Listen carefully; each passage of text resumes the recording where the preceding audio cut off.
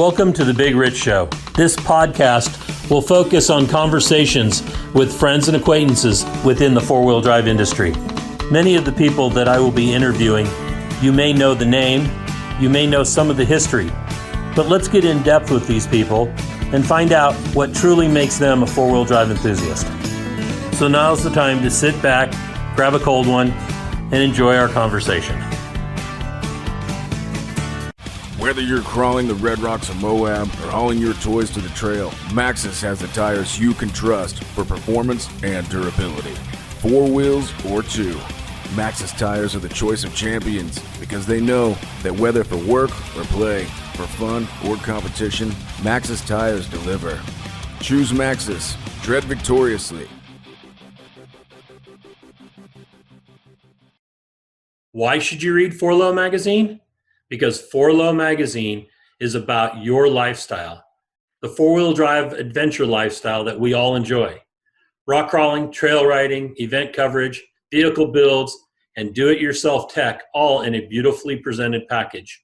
You won't find 4Low on the newsstand rack, so subscribe today and have it delivered to you. On today's episode of Conversations with Big Rich, we have Harry Wagner. I first met Harry through the media side of our sport. We'll check out everything that Harry has to talk about, his history, how he got involved in off-road, and we'll see if he remembers when we first met. Anyway, Harry, thank you for coming on board, and I think I'm going to enjoy this conversation. Yeah, me too. I'm looking forward to it. I'm really flattered that you asked me. Well, you are a big part of one of the events that we do every year, and we'll get into that. But, you've been around for a while with the magazines, but before we get involved with your media side of things, let's start in the beginning. Where did you grow up? Yeah, so I was born in Sacramento, California, and lived there until I was 8, Orangevale to be specific. And then my dad actually opened up an off-road shop in Yuba City, just like a farming community north of Sacramento. We lived there through junior high school, and then I went to high school in Vacaville, California. So all kind of Northern California in my childhood. And then I went to college in Colorado, which was like as far east as I had been at that time in my life. Well, in Colorado, I saw that that was the School of Mines, I believe it is called. That's in Correct. Golden, correct? Yep. Okay, You've cool. done your homework. Well, I've been to Golden a couple of times to the brewery, Coors Brewery, Okay, yeah. and then I was doing some homework and doing a little LinkedIn search on your name and to see what else you came up with. But so let's talk about that time growing up, especially 8 and before. That's some of that is hard to remember exactly, but Right. Let's talk about those other years. When did you or how did let's go here. What kind of activities did you do as a youth that helped lead you into what you're doing now? My family was really active in the outdoors. As I mentioned, my dad had an off-road shop. I can't remember a time in my life when we weren't on trails like the Rubicon, but also even just fishing and camping on the coast and in the Sierras were common activities for me and my extended family, my cousins and my aunts and uncles. So I spent a lot of time outdoors growing up. I was in Boy Scouts. I was actually an Eagle Scout, and went to Glacial Trails Scout Ranch, which is located adjacent to Fordyce Creek Trail, actually. Congratulations on getting your Eagle. It's something I'm proud of myself, but I probably did it a lot earlier than you did. I mean, on calendar dates. Sure. No, and I didn't realize that about you. So congratulations to you as well. I'm Thank learning you. things here today. Yep, that's what this whole thing is about. So when you were in, say, high school, what kind of activities were you involved in besides going off-road with your dad? I was a nerd. I don't know that that's a shock to anyone that knows me, but, I was involved in like community service things like Key Club and an organization called Odyssey of the Mind, where you have to do these different problem solving exercises and things like that. I was never super big into organized sports, or I'm not the most athletic person. I was more into snowboarding and skateboarding and things like that, individual activities than team sports. But I also, was pretty active in school and extracurricular activities that were more, I guess, civic minded. Well, that's awesome. You had mentioned the Eagle Scouter. That has come up. Funny story there. So my first vehicle was a Jeep CJ7, and that is something that my folks bought for me when I got my Eagle Scout. I was like many kids, I think, in junior high school, and self-conscious and felt like I didn't really fit in, and Boy Scouts wasn't cool, and I wanted to drop out. But I had gone quite far through the program at that point, and my parents were like, we think you're going to regret that. We really think you should get your Eagle Scout and continue in this program. And I was like, oh, I don't want to. And they said, well, what if we motivate you? What if we, put a carrot out there for you to help you achieve that goal? And I thought it was going to be like a new Nintendo game. I didn't know what they were talking about. So what if we buy you a car? And I was like, oh, yeah, Eagle Scout it is. And that's some motivation. CJ7. Yeah, right, I'll say. So I drove that CJ7 through high school and then through college as well. Well, that added to your cool factor right there. Yeah, it was fun. That was definitely before I had done much off-roading. It was my daily driver, and I didn't know a whole lot about how to turn wrenches or anything, but my father helped me put a small lift on it. It had 33s and re-geared diffs, and it just had a limited slip in the back. It wasn't super capable or anything, but we're talking like mid-90s too, so it was pretty good back then for a high school kid. Absolutely. In high school, I drove a 54 Volkswagen Beetle. Oh, wow. Yeah. Well, you can take those off-road, as we've seen, right? Oh, we did. All over. I grew up in San Bruno, California, and the mountain there, Mount San Bruno, the big one between San Francisco and San Bruno, the rest of the peninsula, we drove. There used to be dirt trails all over that thing that you could just get off the pavement and go. And we drove all over that mountain. And then the first time I went down into some mud flats down in like the Foster City area. And I instantly regretted and ever since have hated mud. I'm with you on that. It's just, I got home and my dad said, okay, you need to clean your car. And I said, okay. So I started to pull it in the driveway, and he goes, what are you doing? And I said, well, I'm going to hose it off. And he goes, no, you have to go do that somewhere else. And so I don't know how many dollars and quarters it was back then, but it was way more than, it was like at least a tank of gas full. And I was like, all right, no more mud. Right.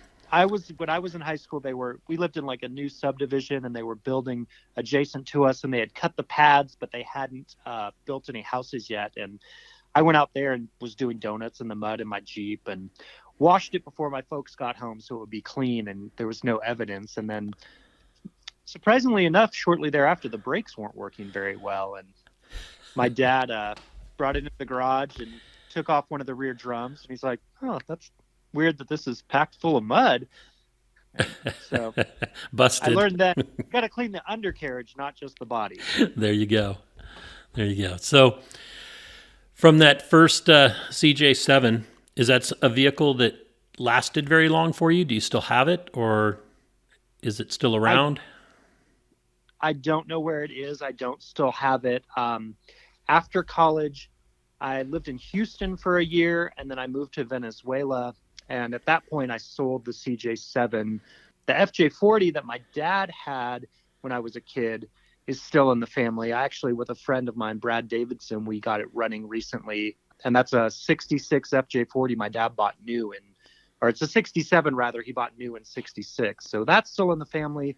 The CJ, I don't know where it is at this point.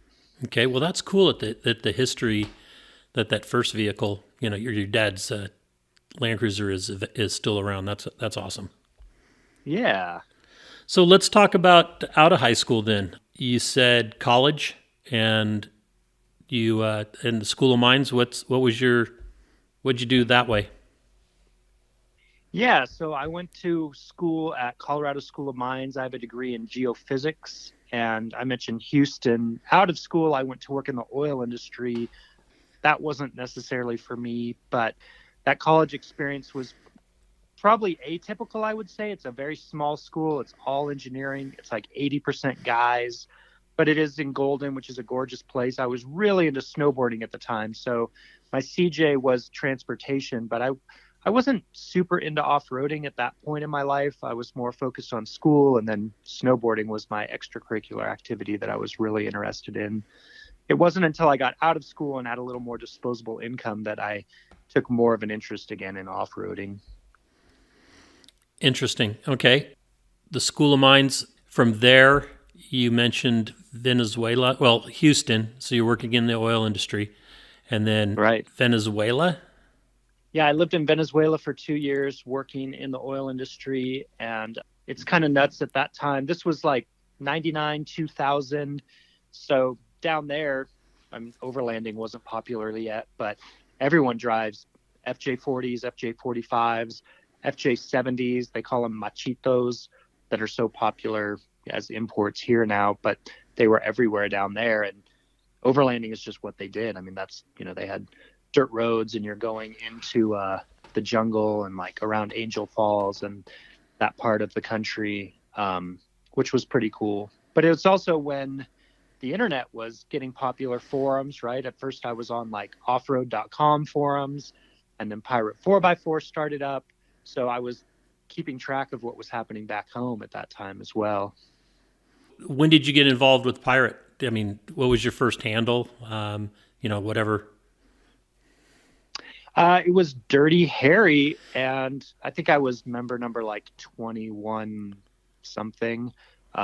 So, not very first, but fairly early on. And yeah, I was just trying to absorb as much information as I could from back home regarding things like, rock crawling. I didn't have a vehicle at that time, so I was, when I came home, I bought a Toyota pickup, but I spent a lot of time researching, well, what am I going to get?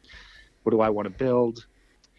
And following competitions too. I mean, that was when, that first event of Bob Hazel's in Las Cruces, I think was 98, and then was tracking all of that as well.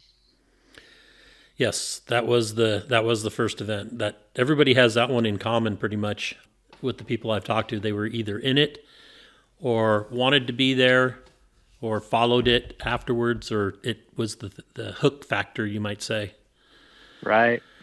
I know it was for me. I had heard about it. I didn't get a chance to go to that one. I went to the Warren National event that he did. It was the first event that I went to in Johnson Valley. And then from there went to ARCA events, and then of course ARCA came into Cedar City. So then after Venezuela, what'd you do when you came back? I moved back to the States, but I actually lived in New Jersey for a year. I was pretty young at the time, and I was homesick for the United States, but New Jersey didn't really satisfy my homesickness. It was different enough than the West Coast that it didn't feel like home, but it wasn't exotic in the way Venezuela was. And I only lived there for a year, and then moved back to the West Coast and started doing work in environmental remediation work that I still do to this day, cleaning up old bombing ranges. Let's talk about that. So Sure. The cleaning up bombing ranges. Yeah. So unexploded ordnance, or That's just correct. UXO, unexploded ordnance. Yep. And do you go out there with the metal detector, or I'm sure it's much more, not something strapped to your arm, but so how do you go about doing that? So my degree in geophysics, they use in the oil industry mainly seismic work in order to try and find oil deposits, and use geophysics as well for this unexploded ordnance work because you're trying to find metal in the ground, and in particular ordnance that's been fired but didn't function as designed. So ordnance has a lot of fusing components on it. You don't want it to blow up your ship or blow up your plane, But as a result, they don't always go off how they're supposed to. And those are the ones that are really dangerous. They've been fired, but didn't function. So there's bases all over the country where they're either closing or they want to turn over this land to the state, to an Indian tribe, things like that. And the company I work for gets contracts from the Army Corps of Engineers to go clean these places up.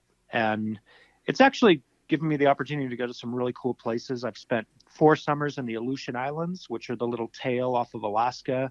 Not a lot of people get the opportunity to go out there. And it's kind of combined with my love for off-roading and for, doing freelance work for magazines, as you mentioned, because I've worked in places like El Paso at Fort Bliss, and my employer pays for me to get there. I usually bring my rock crawler. On weekends, I'll go out and run trails and shoot photos and things like that. And I've worked at Camp Hale, which is in Colorado near Leadville, so not too far from Holy Cross or Carnage Canyon. And it's worked out nice. I've got to travel all over the country and do some rock crawling on the company dime, or company dime adjacent at least. That's awesome. So how do you go about when you've identified the ordnance and it's in the ground?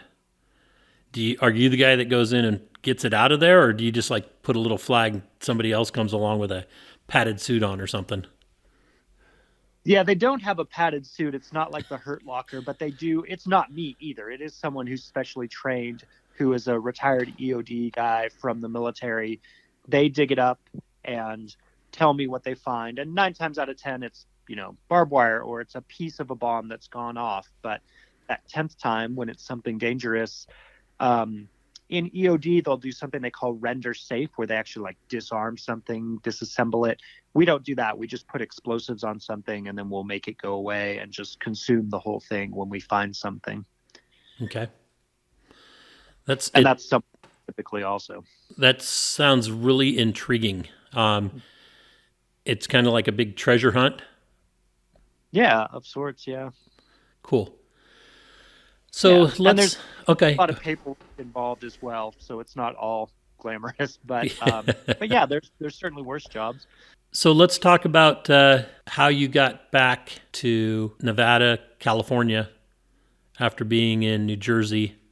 Was that did you follow a job back this way, or does your job allow you to just go where you want to be?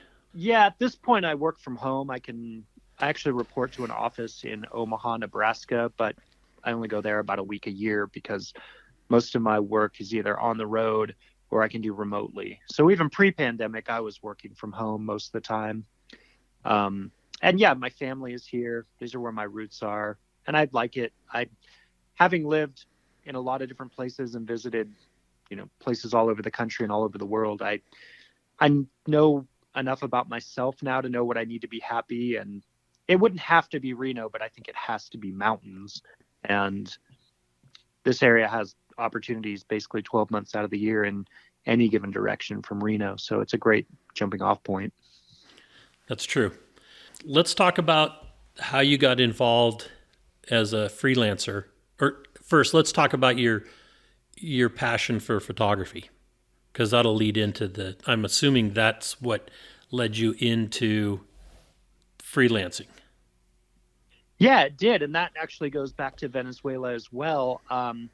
This was pre-blogs or social media. And I would send my mother these emails about, hey, I went to the beach with my friends this weekend, or we went to the jungle and did these different things. And she would forward them to everyone she knew. And so I thought, I need to up my game here. So I had a GeoCities website that I created, and I would post pictures from my trips and take notes and try and do a better job of writing. And then, I grew up in an off-road club, and when I came back, it was just natural to join a club again. And we had a newsletter, and I'd write about the trips we went on, and just really enjoyed that. So I don't have any formal background in photography. I'm all self-taught, but just been lucky enough to get advice from others, people like Chris Collard, who have been instrumental in helping me get my foot in the door, or Ned Bacon is another one who helped me early on, which I'm sure came up in Fred's conversation as well. Yeah, enjoy the photography aspect as well, and that opportunity to capture something on film or digitally these days. But you see it in person and everyone says, oh, it doesn't do it justice how steep it is or how difficult it is. And that challenge to capture that is something I've always enjoyed. That's a good point. What was your first story as a freelancer? Yeah, that's a great question. It was in 2004. I had pitched to, at the time, I think Phil Howell was running four-wheel drive and sport utility. Rick Payway was running Peterson's, and John Thompson was running four-wheeler. And the only one I heard back from was John Thompson.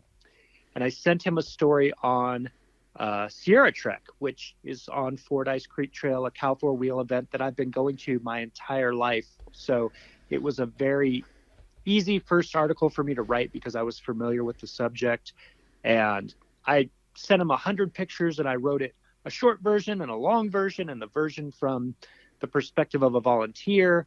And looking back, it was a terrible story and the pictures were terrible too. But somehow he ran it, and there were 2 pages in four-wheeler, and I was so excited, and that just really just kind of put everything in motion. And after that, the enthusiasm, I was like, all right, I'm going to buy a better camera, and I'm really going to make an effort to make a go at this.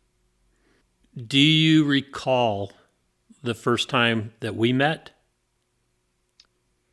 So I actually went to your Lake Amador event. Oh, wow.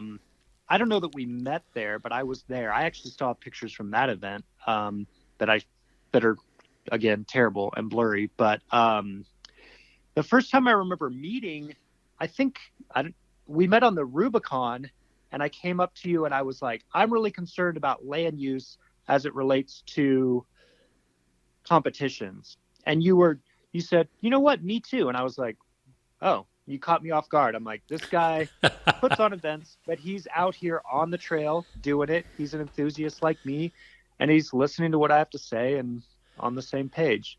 Do you remember that? I do not remember that conversation, but I have heard that. I imagine you would at the time. See, when do you recall first meeting me? I thought it was possibly at one of the Donner events. No, I don't. I went to your Cal Rocks event out at Moon Rocks too. Oh, wow. Okay. But I don't, again, at the time you obviously were very busy, and I was just some guy walking around taking blurry pictures. So. I'm looking at a blurry picture right now that Del Albright sent me of that first Amador event. Yeah. Yeah. And it's blurry. It's all, the colors are all kind of washed out, but it's interesting to see those old pictures. I don't have any from those days because I didn't take any pictures at that point. Not until probably about 2009 or 2010 did I pick up a camera again. And I put my photography away back in like 1980, probably 1984 is when I probably locked my cameras up in the case and just said, forget it. Anyway. Well, you had your hands full. You were pretty busy anyway, even without the camera. That's true. That Amador event was one for the books. That's for sure. If anything would have made me quit doing what I'm doing, it would have been that first event. But I saw potential. I'm trying to remember. You saw potential. I mean, obviously it didn't make you quit. No, but I don't know if you've ever heard the story. I tell it in the first one the first conversations with Big Rich. I ended up in court on Friday night during tech and registration. Oh. With the county of Amador and their planning department and the sheriff's department. They tried to hit me with a cease and desist order, and we ended up beating them in court and put the event on anyway. Is the short version of a very long story that actually lasted about 4 years after that. But oh, wow. At that point, I saw how much fun everybody was having, how much the drivers, everybody involved in the event, except for those that I had to turn away at the gate on Saturday because I was under the control of the mass gathering permit not having one when the county said we should have had one. And the judge says, well, if if you don't have over 999 people, then I don't see why you can't do your event. So I kept the gate at 999 people, and I'd let people in as people left. And I saw the potential of the joy that everybody had, how much fun I had, the need for more events just outside of what was being already done. And, with 42 cars there that first time, and every day, the 2 days, having an average of at least 1,000 people a day was pretty cool. It was fun. Talk to me about what your favorite story that you've done. That is a good question. It'd probably be one of the road trips I've done with my friends. The summer of 2019, I drove my old Ford truck up to Alaska with my buddy Brian. Brian's a guy I met when I lived in Albuquerque, and he's one of my closest friends. We do trips together every year to Baja, and we've been going to King of the Hammers together for the last 13 years. And we did this 2-week road trip in a 77 Ford with 42s on it up to Alaska. I drove that truck with Vern Simons down to Cabo San Lucas too, chasing the Mexican 1000 one year. So those sort of things are the ones that immediately come to mind that I enjoy the most. Have you considered putting together a book of your own adventures at some point? Not really. I'm revamping my website with a friend of mine right now, and it's a lot of work. I guess maybe I should consider it, but I have everything archived, but hadn't considered writing a book. I think something like that would be interesting. People nowadays want experiences. Right. And what I've noticed is most people, they want experiences, but they don't feel that they either have the time or the wherewithal or whatever to go out and do those experiences themselves. So being able to live somebody else's experience to them is almost the same as doing the experience. So, I think with all the stuff that you've done, just what you've talked about so far, you got potential there. So something to think about. So let's talk about the trips into Baja that you've done. Yeah. Were they all for the media driven, or were some of them just for fun?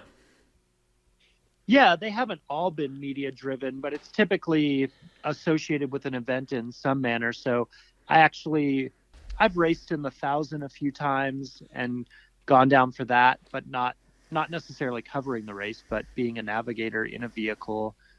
And then the Mexican 1000, I chased one year in my Ford, and actually Brian Arrea from Twisted Customs built me a Class 11 Tribute Bug. And a few years ago, I went with a friend and drove a Bug all the way to Cabo and back too. Nice.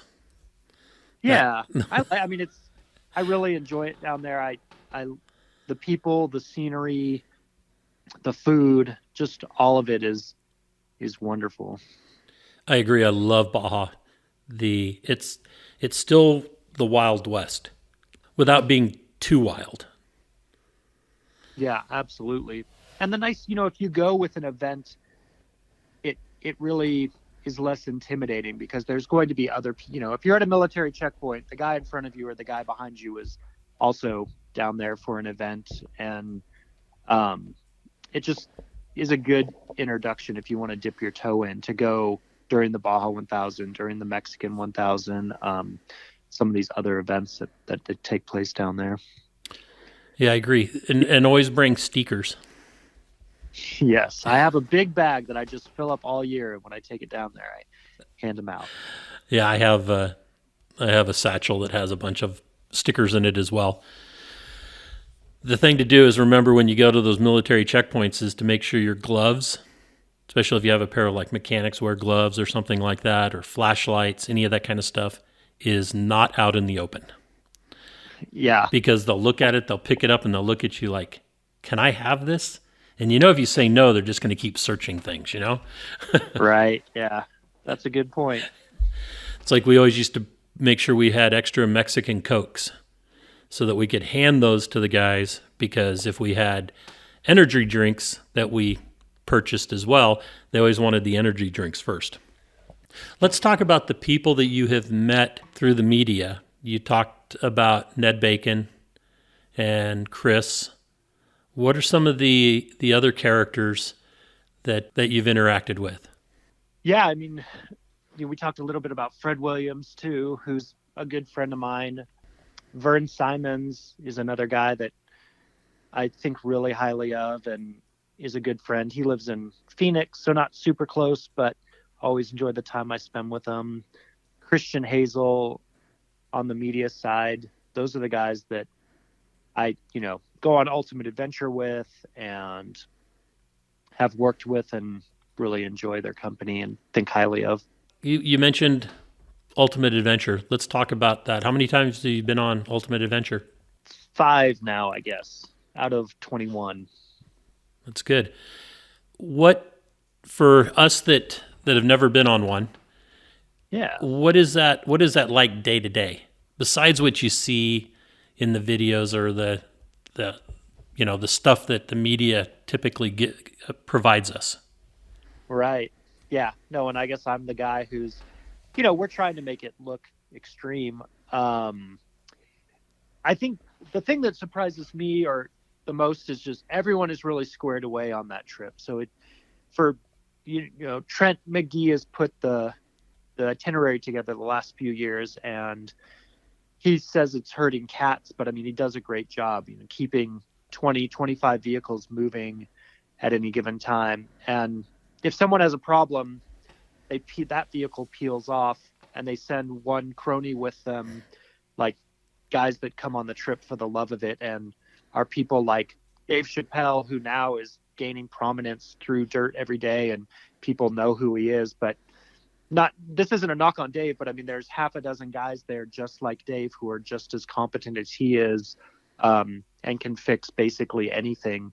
And I really appreciate the opportunity to spend time with those guys and see how creative they can be about getting things running again. And honestly, we have as much or more problem on road days where they're covering a bunch of miles than we do on trail days. I would imagine, because the vehicles are all built to do trails. Right. So they're going to hold up there. It's when you're having to drive it at 45, 50, 55, 60, whatever the highway speeds are. That, I would imagine, is where things get interesting. And Trent likes to go faster than Rick. Rick Payway, it was always like 55, and Trent's like, we got to make up time. We got to get to this next stop, and he's doing 65. And yeah, people in flat fenders are struggling to keep up. I did a dirt and drive, the very first one. Shelley and I went on it, and we went from Vegas to Moab with Rick leading the way. And what I noticed is that as soon as Rick turned off the pavement, it became a race. And he was out in front, and then the guys that wanted to go really fast tried to keep up with him. There was the rest of us. Luckily, we had road books that we just kind of went, okay, well, we'll catch up at some point. Because, when you get, I don't know, there was like at least 50 vehicles at that first one. And It was dusty going across that area outside of St. George and across that Arizona open area. So let's discuss what you feel like is the future for Harry. Oh, wow. Yeah, that's maybe the hardest question. I've honestly transitioned back to doing geophysics as my primary focus. I kind of had one foot in that and one foot in the freelance world for nearly a decade. And my job was very understanding. I was lucky. I could just take off, they're not paying me when I'm not there, but I could take off nearly as much time as I wanted, as long as I wasn't in demand at work. And I would work about half the year at my day job, and I would write the other half of the year. The writing was kind of on the wall as far as, the Peterson's publishing empire. Times have changed. That model of we've got a bunch of people that work in marketing and we've got this big building and we've got this editorial staff just doesn't really work in this day and age, and it went away. And so as a result, now I'm back to doing my day job most of the time and just kind of dabbling in the off-road world. I mean, it's something that I'll always do. I still go rock crawling with my friends. I've been doing a bunch of backcountry trips with my girlfriend recently. I got a slide-in camper for my truck about a year ago, so we've just been going and basically camping and not necessarily having to document it, just going and doing it, and that's been a lot of fun. But I don't quite know what the future holds. I feel like it's an interesting time in the industry. I mentioned Trent McGee earlier. He's another guy that has a lot of experience and expertise, and no one's really paying him for that at this point. And I feel like I'm in that same boat. It's the age of influencers, and we're not really influencers. I guess I feel old in that regard. But like you said, I mean, I feel like I've done a lot of things, and that brings knowledge, right? Experience. So I don't quite know what I'll be doing with that in the future, but the good news is I don't have to worry too much about it. I feel very grateful for that. I've been able to slide back into a more prominent role in my day job, and that's, for now, has been fine. Excellent answer too. Let's talk about events that you still attend. I know I've seen you every year, like you said, 13 years now at KOH. And with that, you're part of the media. Are you freelancing there, or are you working with Emily on her part of the media down there? I am working for Emily Miller, who you and I both work on the Rebel Rally for. Right. And Emily has been doing the media for King of the Hammers for a number of years.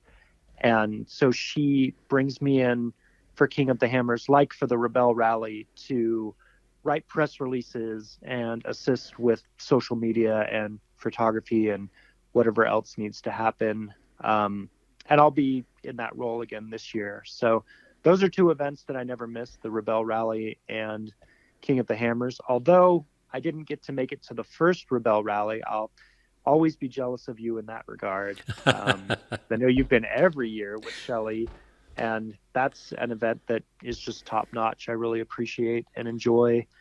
And Emily, actually, she has ties to Reno. She did work with Rod Hall for years, and that's where I first met her. There's no one in the off-road community, certainly the desert racing community in Reno, that doesn't have some sort of connection to Rod Hall. And I mentioned racing in Baja. I've done that with Sam Cothran, who has a shop in Reno, Samco Fabrication.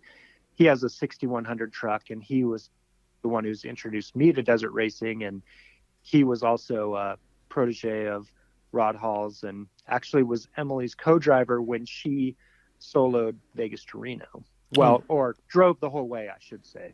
Right. That's awesome. What is it that attracts you to an event like, first let's talk about King of the Hammers. Sure.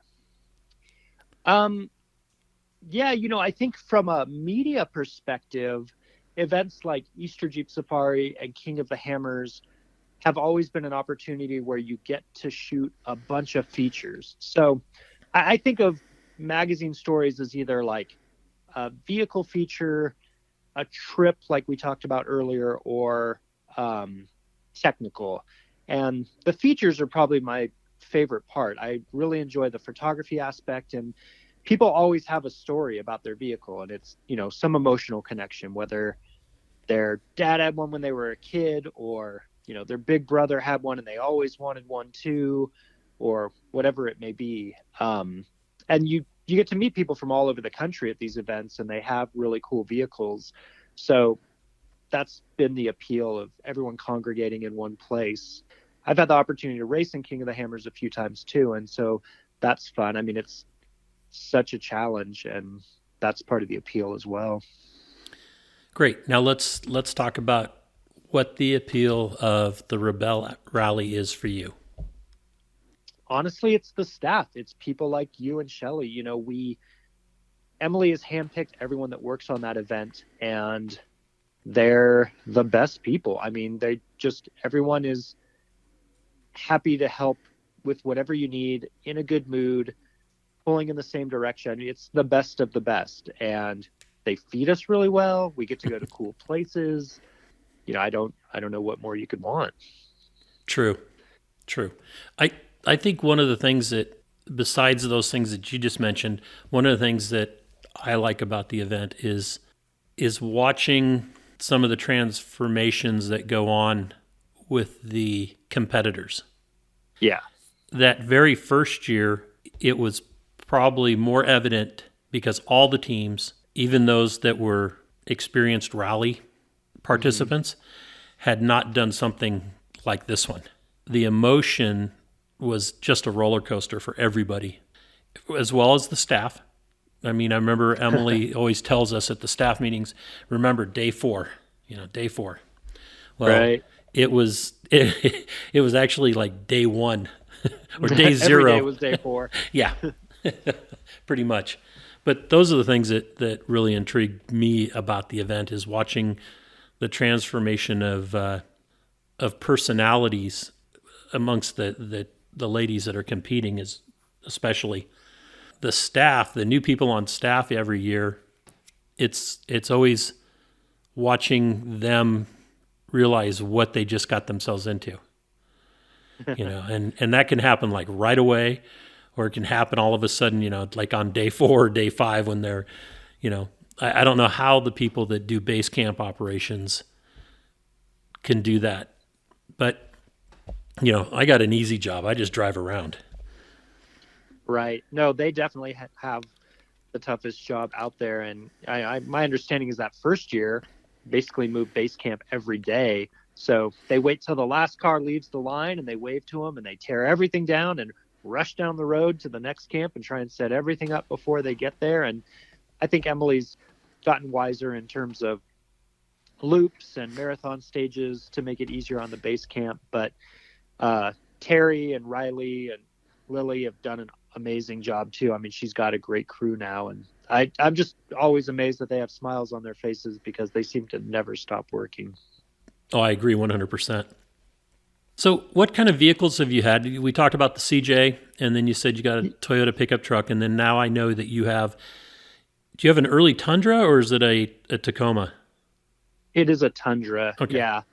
And that's something, I had a Toyota pickup that I actually just recently sold after 20 years.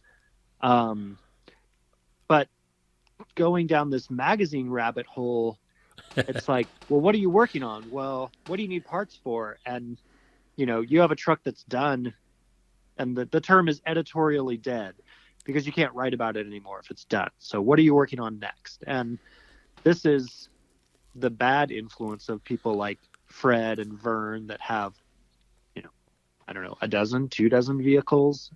And so I have, at the moment, the Tundra you mentioned that I take on the Rebel Rally. That's my daily driver.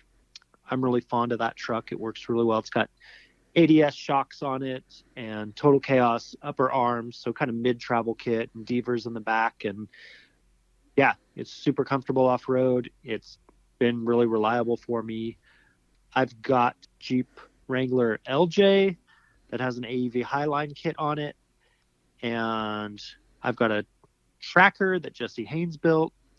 I've got this 77 F-150 I mentioned before that has a big block and 42s. And I'm sure I'm forgetting things. My dad's Land Cruiser. I've got an early Bronco that I probably need to get rid of now that I'm not doing a bunch of magazine stories. Well, Broncos are becoming more fashionable. I mean, they've always been an iconic vehicle, but it's been a small group of individuals that, it real niche market, I would say, as opposed to Toyotas or Jeeps.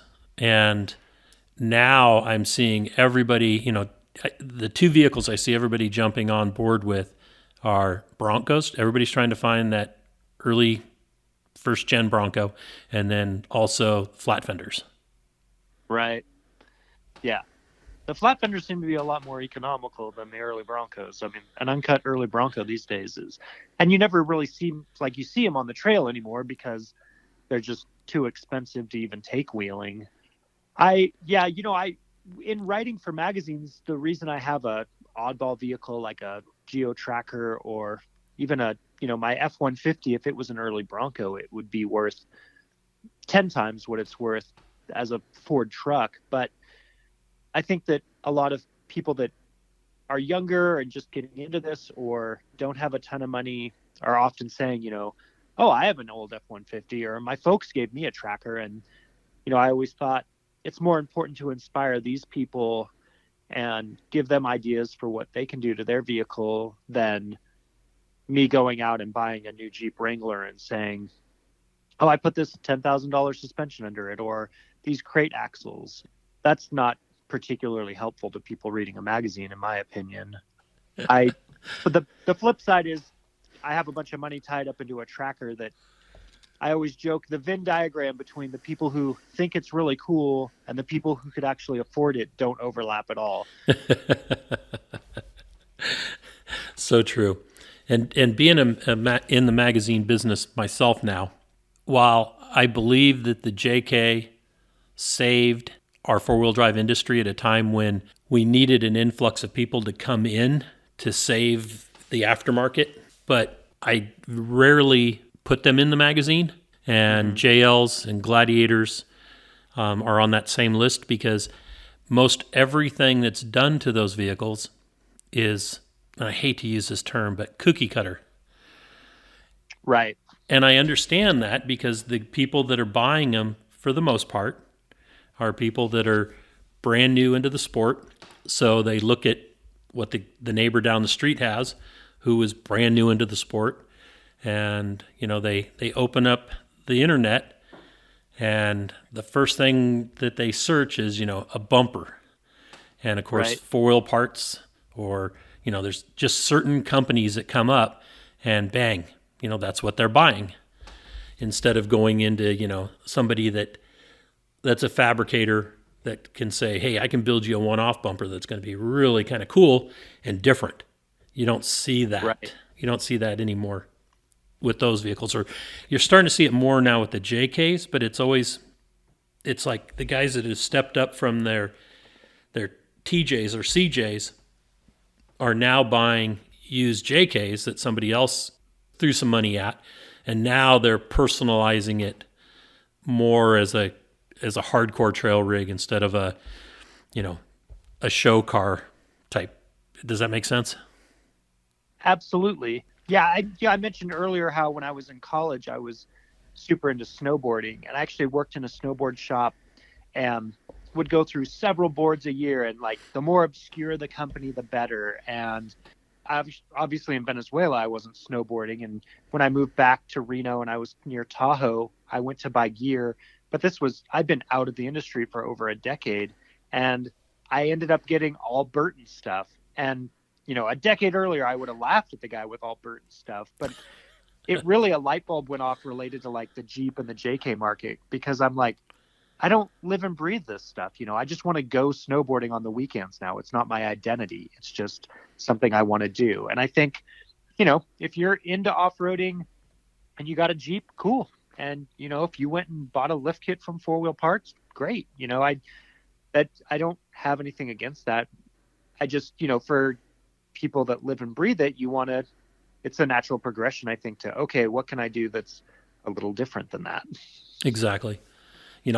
I've just gotten in, the last two Rebels, I've driven a Ford Raptor. And, I started looking at what everybody else is doing to their Raptors. It's the same thing that happens in the Jeep world.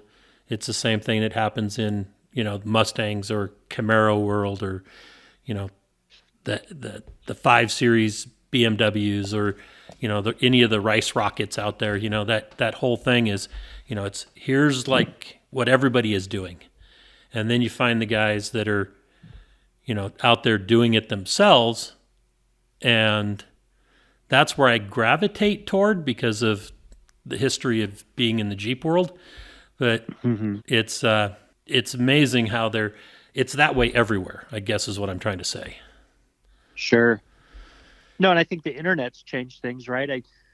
I mentioned my dad had an off-road shop when I was a kid, and he put Saginaw steering on his Land Cruiser in 1980, the early 80s.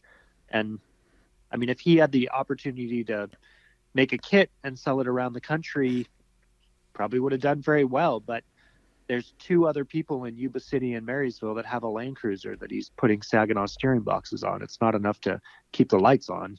Right. True. So any other events that you look forward to every year besides, like you said, Easter Jeep, KOH, and Rebel? Is there anything, I mean, are you still doing the Sierra Trek? Yeah, I like to go to Sierra Trek. Winter Fun Festival is another event. I'm a life member of Cal 4-Wheel. I think their events are great. I like to promote them as much as I can, and I always enjoy attending them. I've went to the Chile Challenge for years. I think that's a great event. And the Dakota Territory Challenge up in the Black Hills is one that I really like. Yeah, I guess there's kind of events all over the place. One that I've never been to is All for Fun. That's an event I'd like to go to in Colorado that the Mile High Jeepers put on. Right. That one I don't think I'll ever be doing. Shelley doesn't do altitude real good. And so many of their trails are above that 9,000, 10,000 foot level.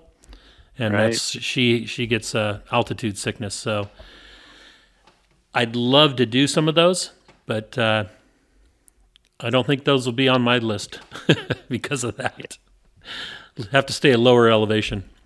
So is there anything else that you've done that I haven't mentioned or we haven't talked about that you think our listeners would be interested in? You mentioned at the opening about talking to people about how I got involved in this. And if you're an enthusiast and you want to make money at this, I think you just have to be realistic. I always did it because I loved it. And I was fortunate enough to make money doing this, but it hasn't been my primary income. I didn't hang my hat on off-roading. It still remained fun. And I think that was important. And honestly, these days, in the age of social media and YouTube, you don't need an outlet like a magazine in order to reach people. If you're doing something interesting, you can go directly to them and that will resonate with them. So I think that that's really exciting, and just keep doing what you're doing and it'll be successful. I mean, I think people know when you're authentic, and that really resonates, and people know when you're faking it too. And you and I have both seen a lot of people come and go in this industry over the years, and the people that are still around are the ones that enjoy it just for the love of it, not trying to make money necessarily. If you do, great. I don't begrudge anyone for making money, but you got to love it at the end of the day. I agree 100%. When I started the podcasting, Shelley had been trying to get me to do a podcast for a couple of years, and I'd been guest on a number of podcasts, but it was always like, oh man, it seems like a lot of work, and I'd do enough of that. And then we got into COVID, and it was like, okay, I got all this time. I got 3 months now that I'm not doing anything. So I thought, okay, I'll do this. And I just talked to Wyatt about the talent tank while we were at KOH, and he said, yeah, go for it, And so I sat down and just did it. And then I got involved with a couple of social media sites that podcasters go to ask questions and, that kind of thing, like all social media sites are, groups are.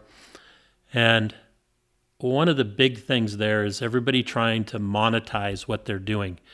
But new people coming on and going, okay, I'm going to start this podcast. I don't know what I'm going to do yet, but what's the easiest one to monetize? And I'm thinking, you're not going to last long. Yeah, you're approaching it entirely the wrong way. Correct. Yeah, everyone wants to be the next Joe Rogan, right? Yeah, exactly. And I've never even listened to Joe Rogan. I just know that he just signed a hell of a big deal for a lot of money. Yeah. But yeah, it's an off-road, like I always told everybody, if I got into putting on events because I was going to become a millionaire, I would have, if it was about the money, I would have quit after that first event, because with the county coming in and shutting the gate on me, and the lawsuit that I was fighting with the sheriff's department for 4 years in Amador County and everything else, it was like, there's got to be an easier way to make money. But to me, it was the lifestyle. It was people that I wanted to hang out with. It was something I wanted to do, to be involved in the industry. And I guess I just decided to do something at the right time, but I think it was for the right reason also.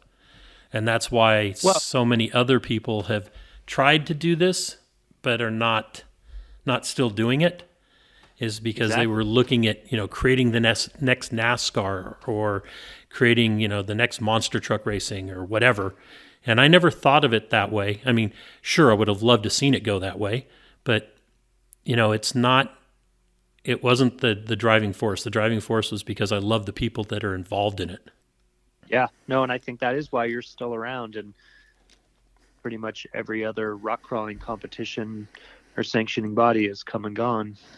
Yeah, and now the magazines. But I think... Right, yeah. Do you think the magazine... Everybody says, print's dead, or a lot of people say that, and I totally disagree with them. I believe that print got too top-heavy, and the editorial staff wasn't the important part at the magazines. It was all those people that were feeding off of what the editorial staff was doing. Got too big, and it just devoured itself. Does that sound like a fair assessment? I would agree with you on that. Yeah. I think, it was a real shame to see Peterson's Four-Wheel and Off-Road that I worked with for years. They just kept kind of trying to chase the market down. The paper's getting worse every year, and the number of pages are going down. And I think people value high quality photography. They want to, if you're spending your money on something, you want it to be nice, not just a throwaway. And that seems like what they had become. But I would agree. I mean, I think there is still a market there. It just is different than what it looked like traditionally. I agree. I think that my idea for the magazine is what it is with Four Low, but also Crawl is there, Tread, and it's Overland Journal, those kind of magazines. Overland Journal, I mean, that's incredible, right? But it's also I don't know if it's bi-monthly. Maybe it's quarterly, but it's got so much content and it's so big and I can't imagine what it takes to produce that thing.